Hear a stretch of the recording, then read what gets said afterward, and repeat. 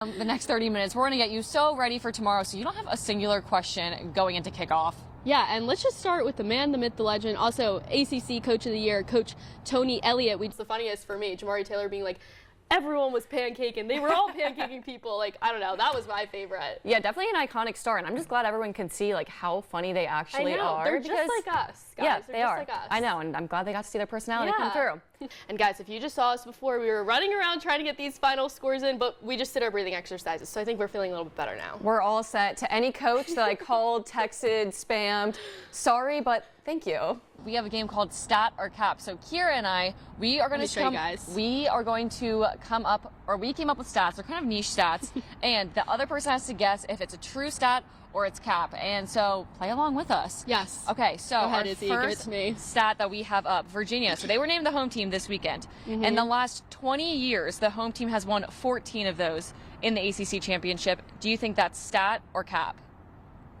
There's a lot of numbers there for me, I won't lie. Yep. Okay. I feel like it makes sense.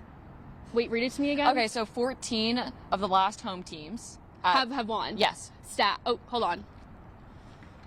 Stat. Yes. Correct? Correct. That's a stat. Since 2005, only 6 times has the visiting team won. Most recently, it was Clemson in 2022.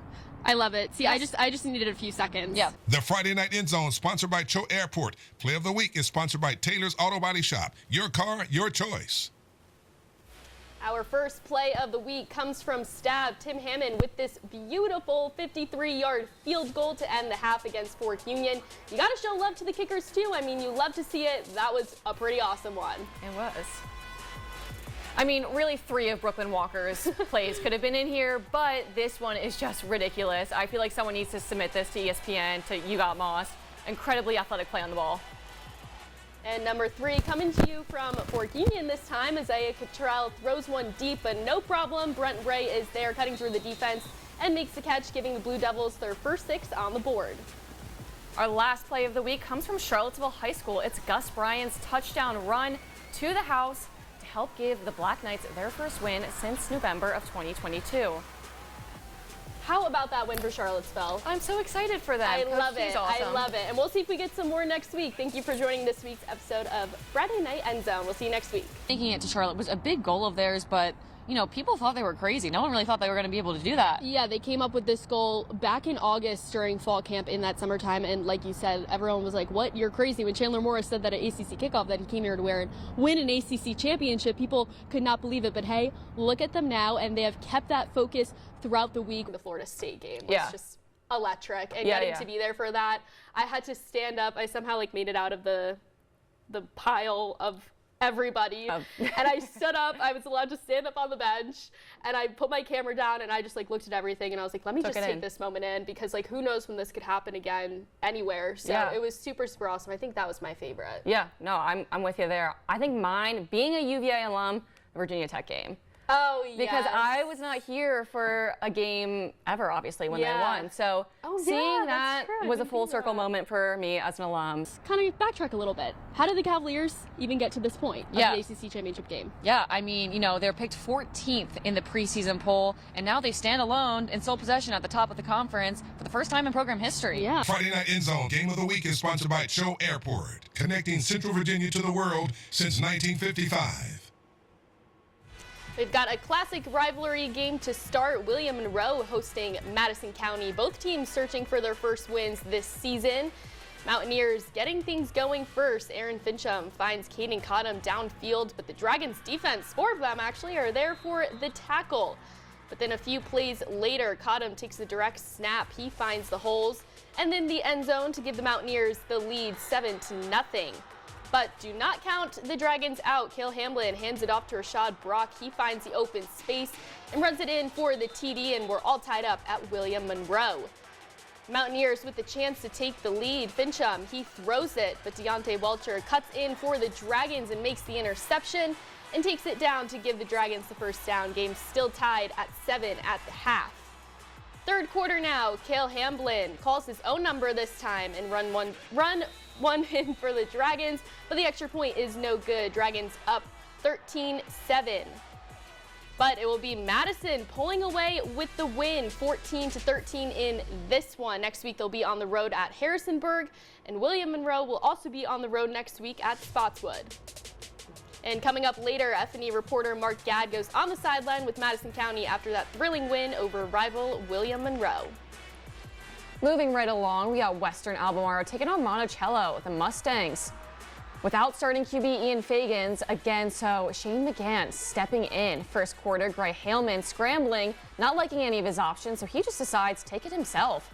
He runs it into the end zone. That plus the extra point puts the Warriors up 9-0. First quarter still, score remains the same. Showing some love to the defensive line, the Warriors try to run it, but Cyrus Smith, not today.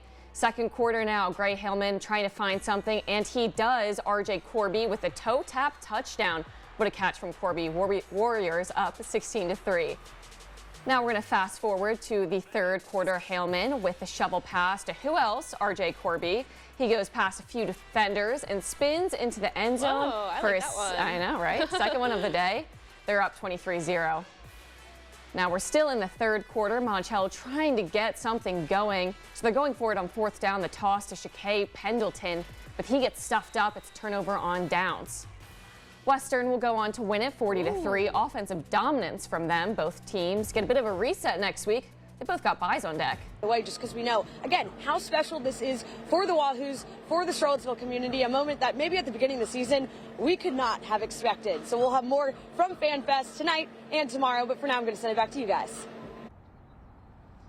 Hey, thanks, Sarah. And you were definitely right on that. What a special season. And Tony Elliott had a lot to say about that today at the podium. But I will just say, Sarah literally said, hey, why don't I just call Tom up? Love it. Great interview by Sarah there with Tom. I loved what he had to say in that one. Kind of what they tried to do there at the end. It looked like a trick play to Chandler Morris, and he threw it, but he ended up being picked off by the Blue Devils defense. Now, Izzie, you got to hear from Coach Tony Elliott in postgame and some of the players. What did they have to say after the loss tonight? Yeah, well, that heartbreaking picture that you just painted for them, it was plastered all over their faces. You could see the disappointment because they knew they had it in their fingertips. I wouldn't be surprised if it's a one-score game. Just kind of echo what you said. Yeah, I'm worried about the run game, and I think it could turn into like the last game, ACC championship game, where maybe the offense doesn't have a lot of opportunities because you know that run game's going to take up a lot of clock. The clock. Yeah, so if the offense isn't given a lot of opportunities, that worries me. And this is actually the first rematch that UVA is playing in since 1906. Kind of a crazy stat. Yeah, that really is crazy. And the Blue Devils, they're going to want revenge on that game. They got pretty much embarrassed at home. And so the Cavaliers, they really limited Duke's offense to just 255 yards, while UVA picked up 540 yards of total offense. Quarterback Darian Mensah was sacked 4 times, while Chandler Morris was protected the whole game and threw for 316 yards. Tony Elliott called it the Cavaliers' most complete game of the season, while Manny Diaz called it the Blue Devils' worst game of the season. Shout out Chain Gang at Western Albemarle. You guys are awesome. And why am I forgetting where I was at? William Monroe. We love all those people. They were awesome. But I think they said they usually watch afterwards. So I hope so. Hopefully you guys are liking this shout out. I don't know. Even coaches said it throughout the week. They can add in some wrinkles. They can throw some little things in there, little jabs to get you a little bit confused, throw you off. But again, just the way they performed against them, I'm not really sure if you can really go up against that again. So we'll see. Yeah, absolutely. And if we've learned anything, though, about ACC football, anything can happen. So you know what? I'm really confident the Hoos will win, but I'm almost biting my tongue a little bit. I'm sure. I know, don't want to jinx it. I know. Manny Diaz and his staff have really studied up. One. That ground ball be right here. One more. If you've been to a Tom Sox game, it's hard to miss Coy Tomlin, running around the ballpark or calling out some umpires. Ball. Thank you. He's the pitching coach for the Tom Sox and the son of head coach Randy Tomlin. What's your favorite part about coaching? Businesses. Your pitching calls? Yes. Coy was diagnosed with autism at an early age, but that didn't stop Randy and his wife from wanting to give him the best life. He joins us, whatever I do, he's in my pocket, and he wants to be a part of everything. From hitting homers in the backyard to following around his dad throughout his coaching career, baseball was a language Coy always spoke. It is. The best thing we could ever done is to get into his world, and his world is trying to get into ours. If you would just kind of let him do and see the things he enjoys doing, and you join with him, he opens up. The players on the team have done the same, feeding off his presence. I think it honestly brings a little more juice. Like, it fires up the bullpen a lot, and typically the bullpen kind of guide the way the game goes with the energy and everything, so Coy does a great job at getting them going. Coy always brings that energy, no matter how late the game goes. Yeah, last night he was sitting around jumping in the extra innings like midnight. I'm sitting there trying to go bed on the chair, and he's jumping around happy. He may not have a bat or glove, but he's a game changer in his own way. If Coy's like that every single day, what excuse do I have? You know, no matter what challenges I'm facing here on this baseball field, and every day, I mean, Coy has it every day of his life, but yet he wakes up every day the same. Let's go. Hey. Break us down. Break us down, Coy. Break us down. What when I say? Tom Sox. 1, 2, 3. Tom Sox. In Charlottesville, Keara, Bruno, CBS19 Sports.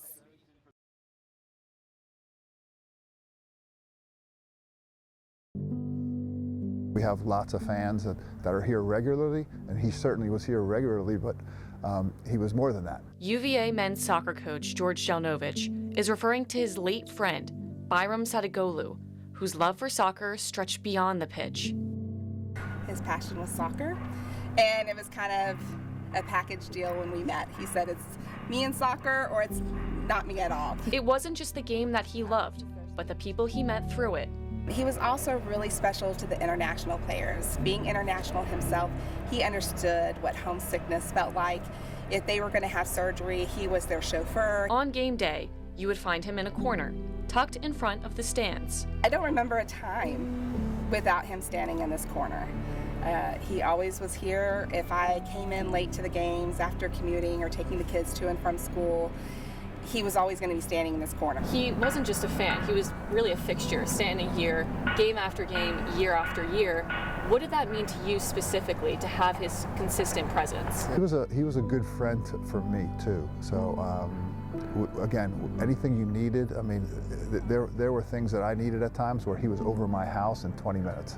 Yes, he loved soccer, but he also had a passion for people and that connection, and I think our players picked up on that. Even though Byram can't physically stand in his corner anymore, his wife Laura makes sure to keep his spot warm, no matter where the team goes.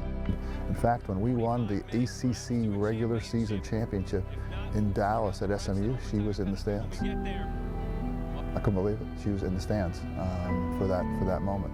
So that was pretty special. At first, it was a way for Laura to be close to him after the loss. But now, it's my passion too, and my standalone passion. But when I'm cheering on the sidelines, I know I'm extra loud because I'm the voice for both of us now. From Charlottesville, Izzie Begley, CBS 19 Sports.